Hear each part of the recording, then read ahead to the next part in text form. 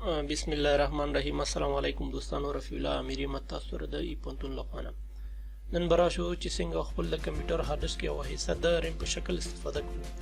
عموما کله چې تاسو د ګرافیک پروګرامونو لکه فوټوشاپ، السټریټر نه استفاده کوئ او تاسو ته د فل میموري ډیسک میسج درکوي او تاسو نه غواړئ چې بل ریم او یا کمپیوټر واخلئ، نو دغه مشکل لپاره راځو د خپل هاردیسک یو حصہ د ریم په شکل ورته ټاکو.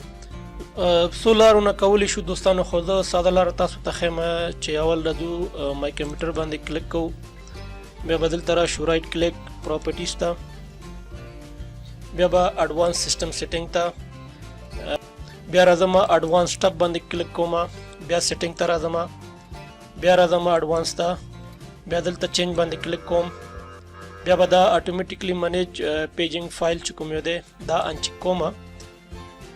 دلته ماته د ډرایوونو لیست ښیي، نو راځم یو ډرایو ورته انتخابوم، کوم ډرایو نه چې زه غواړم د ریم په شکل ترې استفاده وکړم. ای ورته سلیکټوم، ورته کسټم سایز انتخاب کوم، دلته ورته زه 15000 MB لیکم، ستاسو خوښه چې څومره MB نه استفاده کوئ هغه تاسو پورې اړه لري. بیا به راشم سیټ ته، اوکې دا به م اوکې کوم، اپلای اوکې او اوکې. خپل سیستم ریسټارټ کوي، د ریسټارټ نه پس دغه چینجز هم چې تاسو راوستلې دا اپډیټ کیږي. دا و دوستانو د هاردیسک استفاده د ریم په شکل. د نورو ویډیوګانو لپاره زما چینل سبسکرایب کړئ او د بیل بټن کېکاږئ. تر بیا مو په خدای سپارم، ښه وخت ولرئ. الله حافظ.